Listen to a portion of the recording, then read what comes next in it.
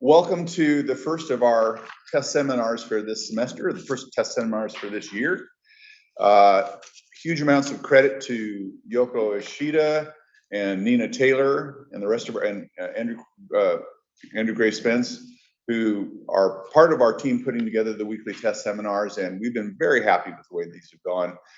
We've had scores of people watching these each week on on social media and Zoom, and other people showing up here for the things, and typically having 50, 70 people oftentimes coming or more to the seminars. So that's been great for tests. And we also had a really successful annual conference last year at the end of the year. So if you didn't manage to make that, you'll certainly want to make this one. Before I introduce Michael Bird, our speaker, I just wanted to quickly, I've been asked by Yoko to do the JCU acknowledgement of country wording. I apologize in advance for the pronunciation. We acknowledge Australian Aboriginal and Torres Strait Islander people as the first inhabitants of this country and pay our respects to the traditional owners of the land on which we stand today, the Jabberwocky people, the Urdanji people, and the Gumayadinji people. In spirit of reconciliation, we also acknowledge the valuable contribution that Australian Aboriginal and Torres Strait Islander people continue to make to James Cook University and the broader community. So great, thank you for that. Thank you for Yoko very much for printing that out for me, otherwise it would have been quite disastrous. Anyway, it's a real pleasure to have Michael Bird here, distinguished Professor Michael Bird, joining us. Michael, as you probably know, was the inaugural director of TESS for 4 or 5 years, I think, something like that, 4 or 5 years.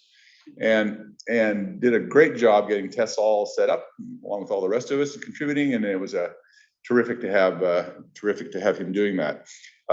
Michael's going to talk today about some of his work on stable isotopes in humans. In terms of his training, Michael was trained at two of Australia's best universities, the University of Sydney and ANU in Canberra. He then went to the University of Western Ontario in Canada for a postdoc. He then later, I'm probably getting this out of sequence here, Michael. I know you went to, took a position in Singapore, I think at the National Technological University of Singapore. He then had a position at University of St. Andrews in Scotland, another very fine institution, and then eventually came back here, if I haven't missed something, to JCU to take the distinguished professors under the aegis of a Federation Fellowship and then an Australian Laureate Fellowship, which is really, really good. But anyway, without further ado, we'll thank our guest, Michael Bird, and listen more about human isotopes. Thank you, Mike. Thanks for doing that from memory too, Bill. That was correct, I think. And I'd also like to acknowledge the traditional owners of the country in which we meet today, Irukandji, I think, technically here, being on the Nirmabada campus of JCU. And it's nice to stand up in front of some people for a change, even though maybe more of them are on Zoom than in the room. Been a while. And there is a strange link to coronavirus in this talk, which goes back a while, but we'll get to that. So I'm going to talk about humans and isotopes, archaeologically and in the modern. And you can see there the people that have been involved in this work, including Stephanie Crabtree from the Santa Fe Institute in the US. I don't expect you to know all about isotopes, and you don't really need to get through this, but basically they have slightly different masses, therefore they behave slightly differently in any chemical or biological processes. You'll see them reported as per mil there, that little symbol, and that's from an arbitrary standard value of 0. So it really doesn't matter, they're just numbers for the purposes today. And we'll be talking about carbon and nitrogen. So masses are 12, dominant masses are 12 and 14. And that's because they're in us, of course. A little bit of advertising for our lab, and I didn't do any measurements for this study, I must say, except for the first ones. It's a literature survey. Today we can run many, many samples. Back in the day, that's me as a PhD student, you could extract 12 samples maybe in a day, and you could measure them the next day. Today, you know, a couple of hours work. So yes, I am old now. And also between hairstyles, actually, just like then. So we're talking about carbon isotopes, determined by photosynthetic pathway, ultimately. So that is basically trees and cool climate grasses and what have you.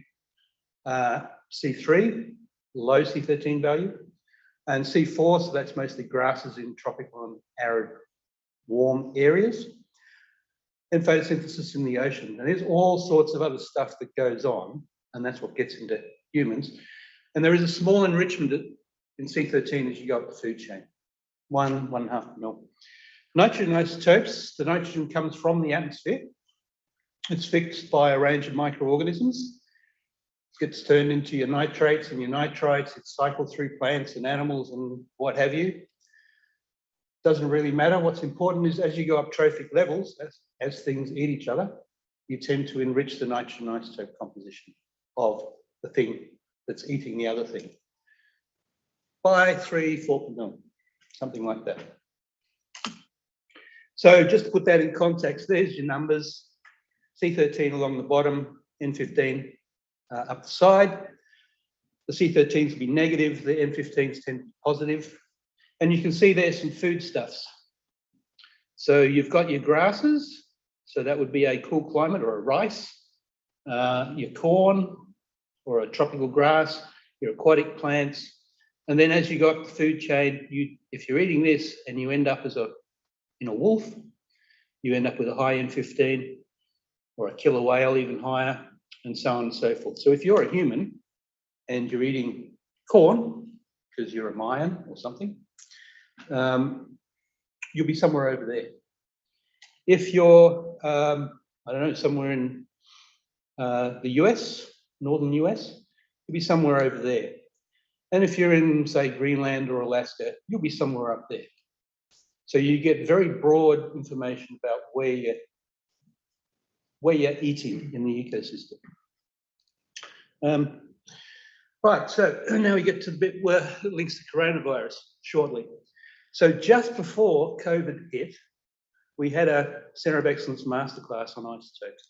And as you do in these things, everybody analyzes their nails, and lo and behold, all the vegans and vegetarians have low N15, and all the meat eaters have high N15.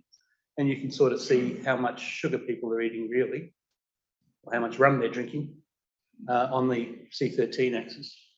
And so these were two, because we did it also in the UK and Scotland, at St Andrews. And you can see a spread of values. You can see all of the vegans are down here, as you might expect, except for this one, who turns out wasn't really a vegan, and this one. And this one is the interesting one. That's a Papua New Guinean card-carrying vegan from Port Moresby, lives in Port Moresby. And that's just kind of weird, because it looks like me. Actually, I'm over here somewhere, I think. I'm one of these guys. That's a baby up there, because there's another trophic level obviously involved. And that one is a little bit perplexing. And it started us thinking. And so I started just having, as another part of this, sort of archaeologically based, and so you give them a bunch of isotope data from dead English people and tell them to have a go. And up the top there, you can see that's Richard III up here. And if you plot this range on here, so Richard III, recognising that's bone collagen, this is nail keratin, doesn't matter at this point. So he's buried in a Leicester car park, at least he was until they found him. And of course, they analysed him to death. Well, he was already dead, Bosworth Field, 1485. And as you'd expect, the king is pretty high in the food chain. Now, what's interesting about that is we look like paupers. Right? We look like poor British people in the medieval times. You go, oh, that's kind of strange too. And so you start to think about it a little bit more, and there's some work on air. It's 3,500 analyses also published. There's that same figure, and everybody looks like a pauper. We all look kind of medieval and poor at that as well. And that's when COVID hit. Just when we were starting to try and figure out what the hell was going on with this, because nobody had actually thought about the modern data sets in combination with the ancient data sets. So I suddenly had a lot of time on my hands. So I thought, well, let's put together a database of this stuff, and collated well, 10,000, I think it's probably more than that now, analyses from the literature. I was basically Googling so fast, I was locked out of Google Scholar for 24 hours because I thought I was a bot. So I got really good at it. And so having done this, divide everything into basically pre-industrial, Pre-Haber Bosch I'm saying there, pre-nitrogen fertilizers, and then modern, and separate the moderns into people still living a subsistence lifestyle and people living a supermarket lifestyle, you and I. Now, you can't directly compare those, but you can if you make a few adjustments to everything. So you've got to adjust for the fact that C13 of the atmosphere has been changing and so forth. And we know the fractionation factors between keratin and collagen and all that sort of thing. So you can put everything into one frame. And that is modern diet equivalent. So the archaeological and the modern, everything can now be compared directly. And you can also do it for dietary items, which we'll get to at the end or later in this. And so that's modern tissue equivalent, because most of the ancient diet, let's say a pig bone, it's all on a pig bone. It's not on the pig tissues. And there are fractionations between the bone and the tissue, but they're known. So you can turn everything back into the tissue that was eaten rather than the bone value. So you can now look at it on the same scale. And once you've recast it into the modern, you've got all of the modern data that ecologists have been compiling for decades. So there's a map of the distribution of C13. It's quite well known. That's a model, of course. There's again a model for plant N15. So we know that. And in the oceans also, we know C13 pretty well, and there's information on N15 too. So now everything is in the one frame in the modern. We can have a look at it. So just to go into that, making things equivalent, this is a random figure from this paper here, and you can see these trophic enrichments here. So all the humans are up here, all the stuff they were eating was down there. So there's this offset, you can't directly compare them. So humans up here and cows and whatever down there. And that's all the bones thereof. So you can calculate the diet from the humans, you can calculate what the humans were eating, and you can calculate the tissues of the animals as well. So now you've got a common reference frame. So first, to compare all of the Pre-Haber Bosch, so-called, so this is pre-nitrogen fertilizers, with people living a modern subsistence lifestyle. So you can see a very, very broad range of values in the ancient stuff, not quite so broad as in the modern subsistence people, but then there's not a hell of a lot of people living a subsistence lifestyle, not in all areas. So it's a smaller geographical range anyway. And that very broad range of values reflects the very broad range of things you could eat in the wild, so to speak. So, and as you would expect, if you're over here,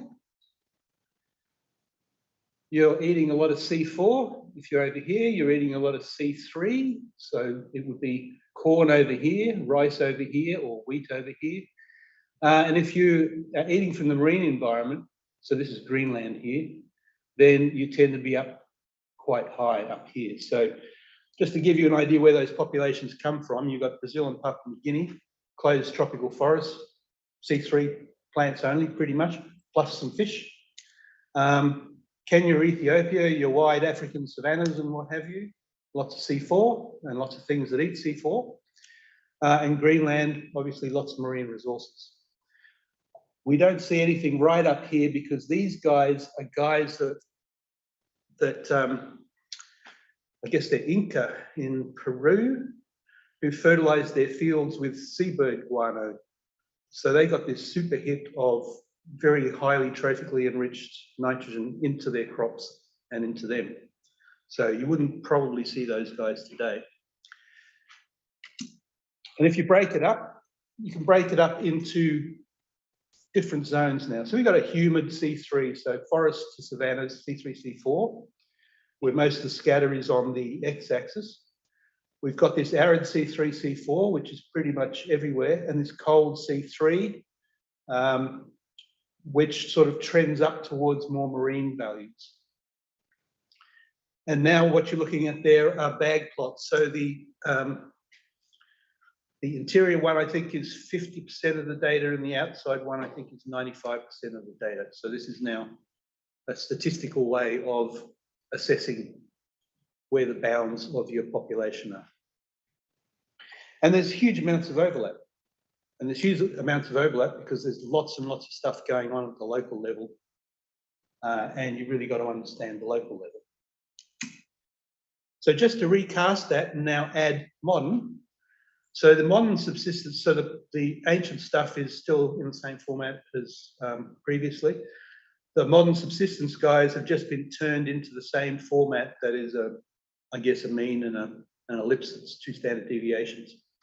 The same format as the modern data. And what you can see fairly clearly is the modern data is now globally distributed, but with a much smaller range. So all your modern non-subsistence guys are in this tight little cluster. And the vegetarians are still poking out the bottom at low N15s. So we're at the same trophic level as an anchovy now, the same apparent trophic level. And the question is, why is that? So in N15 terms, it is because of the Haber Bosch process. That is the conversion of atmospheric nitrogen into fertilizer. Now, atmospheric nitrogen has a C13 of 0. So we are all trending towards 0 as a result of that.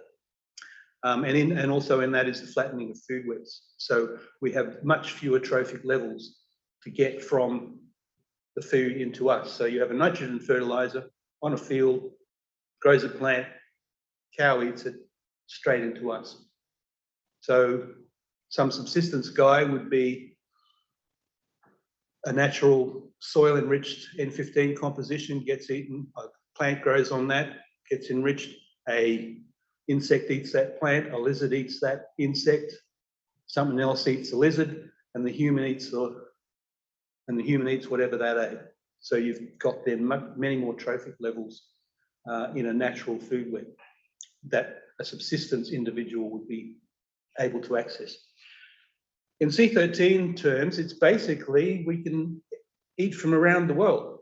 We have supermarkets. So 50% in GDP, in countries with GDP greater than $10,000 or something, more than 50% of your food comes from a supermarket. The supply chain for that supermarket, obviously, is global. I can go and buy corn and rice and everything in between, and I can eat those things. So basically, the C13 is being homogenized because of the globalization of food distribution networks. This is published now in PNAS. There is still variations you can see. So if you look at the by country, or by region rather, you can see there's still some variation, but we're gradually turning into the same isotope people. So, and as you would expect, the Americas with grain-fed beef or corn-fed beef, and Africa with savannas, you can still see they have a higher C13. Asia here and Europe, rice, wheat, cool climate veggies, all that sort of thing. They're over there. You can still see them. And the vegetarians, of course, lower N15 because they're not eating meat. But overall, the range is greatly diminished. So just to put this first bit of this talk together, you've really got a hell of a lot of processes going on at all levels that can create a huge range of diversity in the archaeological environment, but we've lost that now. And so in terms of C13, from terrestrial, humid to arid, sort of baseline values in your vegetation. Terrestrial C4, this is what marine values sort of do from high latitude to low latitude with trophic enrichments. N15 similar with trophic enrichments, and terrestrial from humid to arid with trophic enrichments produces the sort of diversity that you see in the ancient. And these guys, of course, are the seabird fertilizer, guano fertilizer using encodes.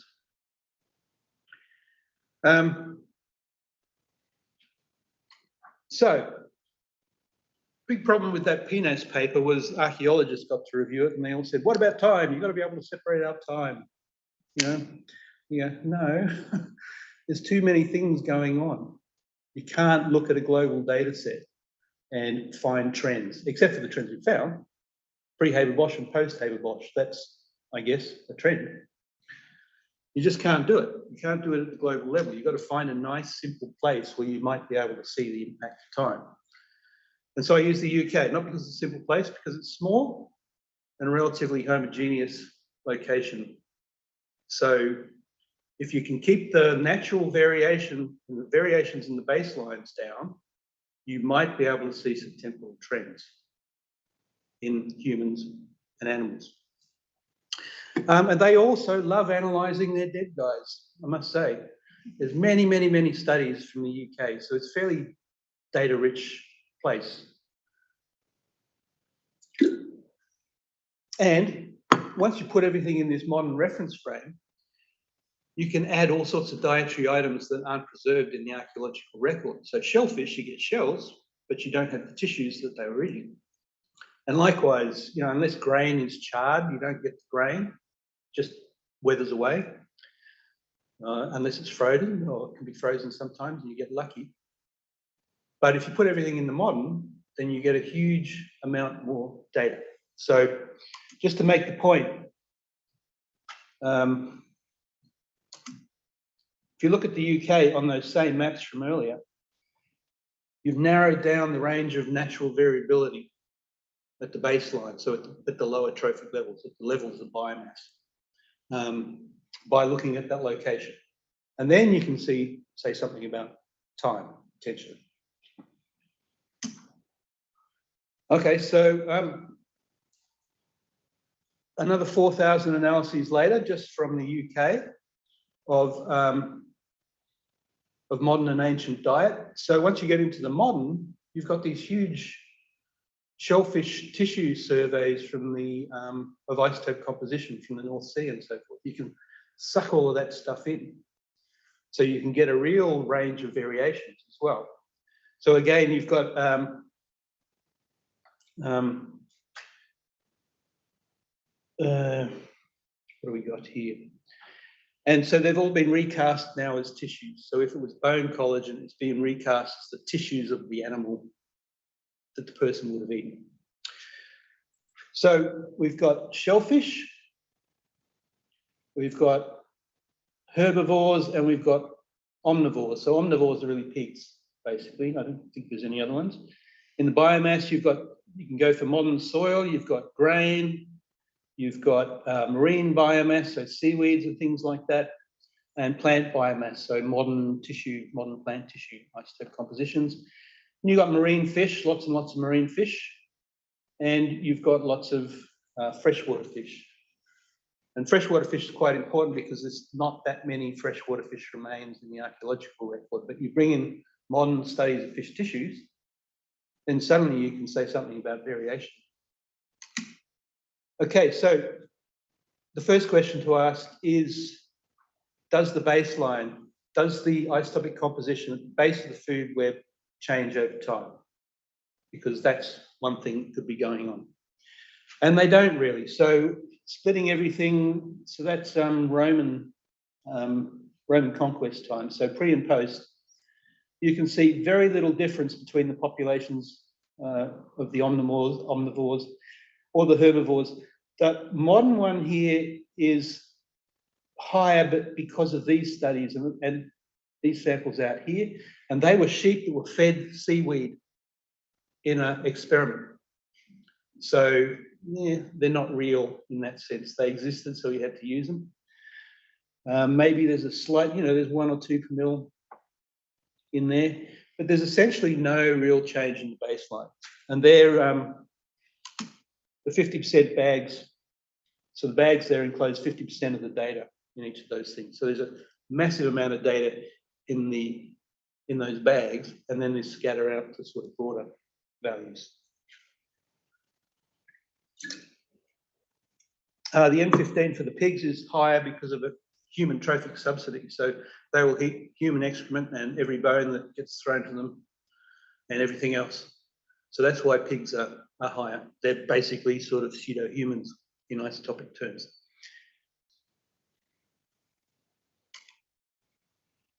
And they're the sheep-fed seaweed. So that's what's making that light green dot go up a little bit. If you look at it by species now, so you can see there's not much difference. You could say that the horses and the deer are a little bit lower in C13. And that may be because of a canopy effect, particularly for the deer, because they're living in a closed forest, and so you get recycling of respired CO2. Or it could be that the fractionation factors are slightly different for deer and horses compared to the other things, sheep and goats, because none of them are terribly well known. And there's those seaweed guys, which is sort of throwing the whole thing off a little bit. So you put it all together. So now the grey dots are all the humans. So there's 1,300 dead people expressed as what they were eating. And there's that 4,000 odd dietary items things expressed as what the people would be eating. So if you were only eating one thing with a particular isotopic composition, on this plot, you would plot right on top of that diet. So what you see there is the humans are nicely in the center of all the things that they could be eating. So you've got your freshwater fish, you've got your marine fish there, your shellfish, this is your marine biomass. You can see the trophic level increase as you go up there. It's grain, I think. It's down the bottom. They're your omnivores, and they're your herbivores, and here's your planty terrestrial kind of stuff. So basically, you could be eating anything.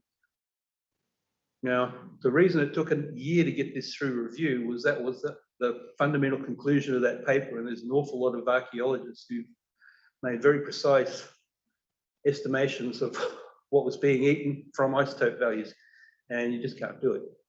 So it took a year to get it through review, but eventually we did.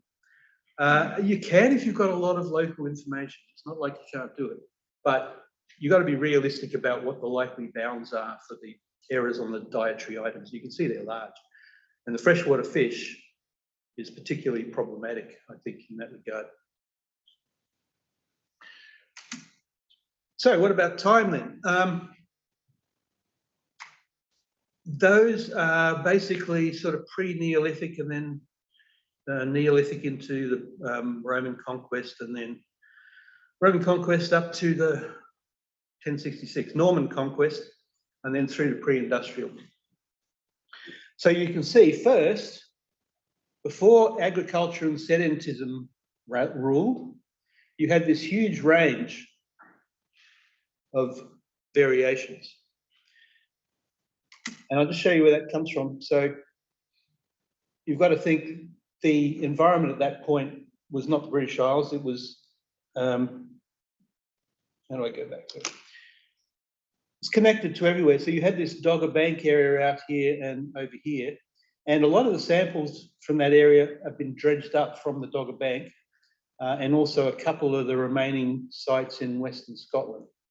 So if you just keep that in mind when we look at that data now. The Doggerland and the Scottish Mesolithic ones are over here and over here. And both Scotland, well, both Scotland and Doggerland are in both populations. So there was two subsistence strategies. One was dominantly marine resources, and the other one was dominantly, let's call it swamp resources. So a mixture of terrestrial resources and fish and so forth that were got from swamps. So this was pre-agriculture. That's what people were doing. And then agriculture arrived, sedentism started to kick in, and everything immediately pulled into this really tight little yellow bounds up to the Roman conquest. And from that point, going forward, you see a progressive increase in trophic level and a slight shift to higher C13. So by the time the Norman conquest happened, you're really getting quite a substantial shift to higher N15 values and slightly higher C13 values. And so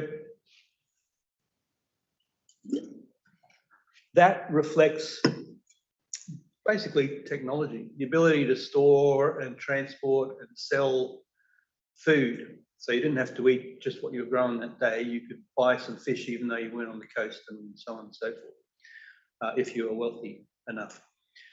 And then when the Norman conquest happened, there was something called the fish event horizon. There's a paper about it. So, and I didn't know about that. I was going, oh, I wonder why it all changed like that so dramatically. And it's because it is known that people started to eat a lot of fish in the UK at that point, partly because of trade opportunities and technological developments in terms of fishing boats and being able to go out and get your herring and all that sort of stuff. So the isotope data actually matches with what was known about from the archaeological record itself. And that's kind of cool. And it does mean you can use isotope data from humans to say cool stuff about what was happening in the past. You just can't say a lot of the things people have been saying in the past. And of course, it goes on now. So there's the data, the British data from those modern studies that I started off with a while ago. So we've completely shifted out of that pre-industrial zone as a result of the supermarketization of our diet and industrial fertilizers. So the other things you can do about this, let's just go through a few examples. Once you've got a decent whack of data, you can start to see what doesn't fit. So we'll go through a couple of examples. Two examples, naval cemeteries. So people off naval ships who may have just gone out into the harbour and come back, or may have gone to the West Indies and stayed there and come back and died. And also Viking raiders. So Vikings were around, as we've all seen Netflix, whatever it was, 700s ADs. And people have analysed them as well. So if we now narrow down the data set to only all the people from that time period, so this is not everybody, this is only the period between, well, basically the period during which the naval cemeteries were operating. You can see the yellow guys are the people buried in the naval cemeteries, and the grey is everybody else. And again, we've got a 50% bag plot and a 95% bounds. So basically, say if you're outside the thin black line, you're different to 95% of the rest of the guys. And that becomes a reasonable basis for saying there's something else going on. So you can see a lot of those sailors, they're meat and two veg kind of guys, or fish and chips or whatever.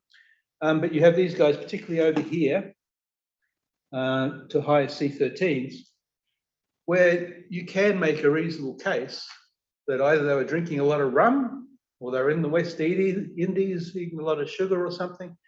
They're pushed out beyond what was the range of the other 500 individuals in that survey. And if you add other isotopes to this, you can be much more precise as well about whether they were or were not from there. Scandinavians tend to push out on this side. So everybody in Europe sort of plots in this sort of range. Scandinavians do tend, because of the fish, to plot out this side. So you could say that some of these guys were also potentially in Scandinavia. And one of the guys in the Mary Rose was also not from there. And they've, again, done the people from the Mary Rose to death, literally, for all isotopes. And I think that is the guy they think is Egyptian, or, you know, from North Africa. And I guess this approach allows you to say that with more confidence. So what about this Vikings? The paper is called "A Boatload of Vikings?" ? And you don't have to be a forensic scientist to understand this, a slight disconnect between the heads and the bodies there. This was in Dorset. It was a site that was found when they were making a highway. And again, they went through the skeletons and all the forensic archaeology side of stuff. There were these sort of marks on the teeth and so forth. They were all male, they were all young, they were all in the Viking-y kind of time period. They were all decapitated, and they all had various other evidence that they hadn't had a happy end of life experience. And the question is, well, were these Vikings, or was something else going on? And so if you plot those guys against, and again, we've changed the time period for all the individuals here. You can say, and again, it's the 50% and the 95%, you can say with reasonable confidence that quite a few of those individuals plot outside the range you would expect for a UK person at that time. And with other isotopes, it's pretty clear that they weren't from the UK, so strontium isotopes and oxygen isotopes in particular. And so you can be slightly more confident that they were in fact a boatload of Vikings.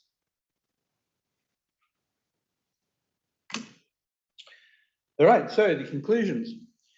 That's Haber and Bosch there, who've managed to make us, they've changed our chemistry, changed your chemistry, they've changed my chemistry. Which is kind of strange to think about. So placing the data for humans and for the dietary items onto a common reference frame, so you can just look at it all together, it allows you to make direct comparisons, and it allows you to bring in these much bigger modern ecological data sets of isotope composition. And that is quite powerful, I think. So before Haber Bosch, so in the archaeological record, and if you're still living a subsistence lifestyle, you had a very broad range of isotope compositions that reflected the very local circumstances of your existence and your dietary choices, depending on what the natural food web was that you were accessing. So then along came Haber and Bosch, and the nitrogen isotope composition of fertilizer is 0 because it's straight out of the atmosphere, and basically changed everything for everybody, our body chemistry. So, and globalization collapsed the range of C13 votes because we can eat whatever we want. So I think that the message here for the archaeologists really is there's so much going on at the local scale. You've got to be very careful until you understand the local scale of drawing conclusions that are too specific, let's say. And that's all I have to say. Thank you.